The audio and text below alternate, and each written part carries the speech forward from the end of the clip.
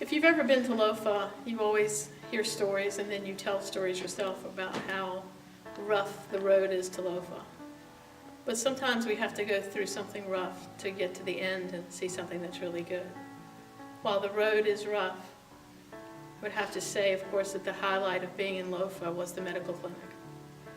And while Kendra and Amy, obviously being the nurse and the nurse practitioner, saw all the patients and did the bulk of that work, if you are willing to step in, God has things that other people can do too, whether it's taking temperatures or making Gatorade or crackers while the patients wait. There's always a way that we can step into and work with God to undergird any mission. It was also a blessing to see how the church there and the Effort Baptist Church in Painesville have undergirded Samuel, one of the ministers there, and have decided to send him to seminary. That is just a blessing for him and his family and for his whole congregation.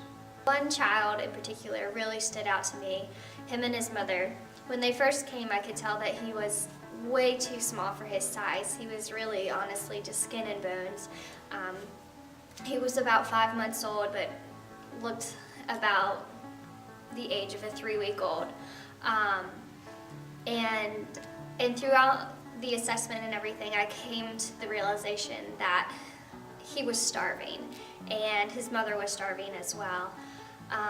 And as I talked to her, she couldn't look me in the eye. She turned away and she started to cry as she told me that her husband had recently passed away. And it was left to assume that he had passed away from Ebola.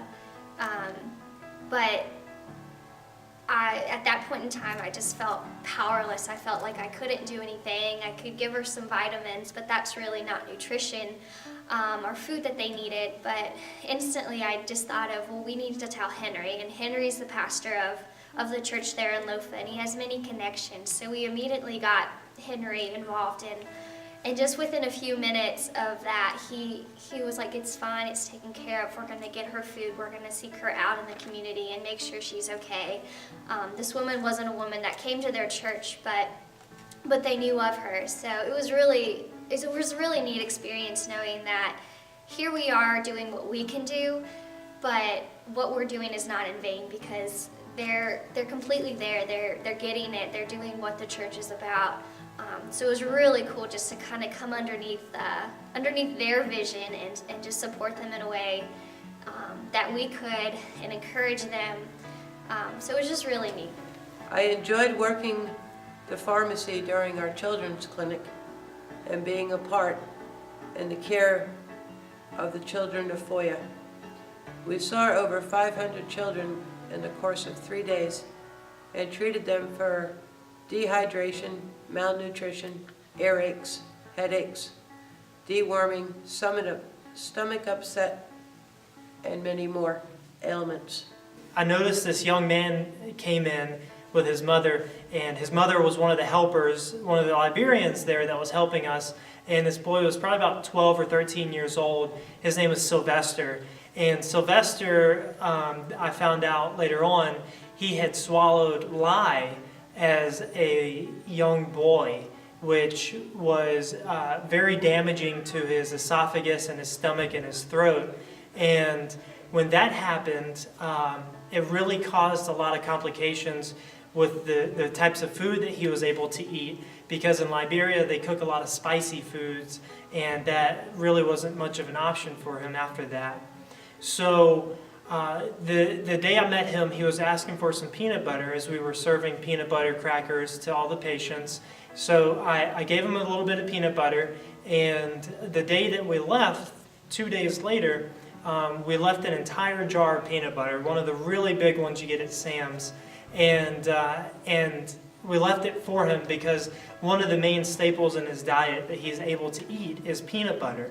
And so as we were preparing and packing the night before we were going to leave the interior to go back to the city, his mother and Sylvester come to our compound and present us with a rooster. Now, that might sound funny to those of us who live here in the U.S. and what's a rooster, but when you really think about it, in an agricultural society and culture, where you can't just go down the road and pick up some chicken wings from Buffalo Wild Wings or go to Food Lion and get some already processed meat, a rooster is the key to them being able to have their hens be able to lay more eggs and grow more chickens.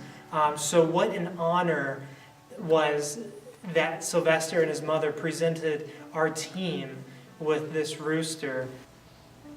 Sometimes there's no words to describe being in a room filled with children and mothers so desperate for any form of help. Children that are sick with malaria, sick with parasites, the building just bursting with people waiting to get in, to get any help, not knowing what we could offer, but just so desperate for anything that we could offer, and being so gracious and grateful to receive anything. And just to be a part of that was, it was just so humbling. There were times when Jesse and I, being at the front of the building during medical mission, we were in charge of taking the temperatures and the pulse ox of the babies and children to prepare them to go back to see Amy and Kendra, where we would just look around and see how many kids were waiting. And we'd look around the building and see children peeking into windows and trying to get through the doors. There was just such a great need. It was just overwhelming, but the look on their faces, the love that was shared, the difference that was made just in those few days was inspiring, was nothing short of a gift, and moments I'll just never forget. One of my favorites was this little boy who came in, and he came in sick with a fever with his brothers and sisters and his family.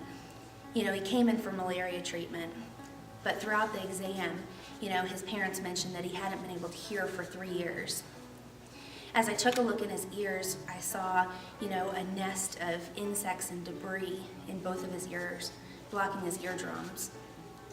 You know, it's one of those, you know, funny moments where God has provided you exactly what you need when you need it. We had actually brought an ear wash kit with us, not really knowing why we would need it or if we would need it, but this boy showed up and it was exactly for him. And so after, you know, a few hours worth of intermittent work on his ears, we were able to clear out, you know, his ears and, you know, his eardrums, you know, we could see them again and he could hear. And yes, we treated the malaria, but the boy walked in with no expectation of ever being able to hear like he once had. And he left there with a hope and a smile and just, you know, being able to see what God can do.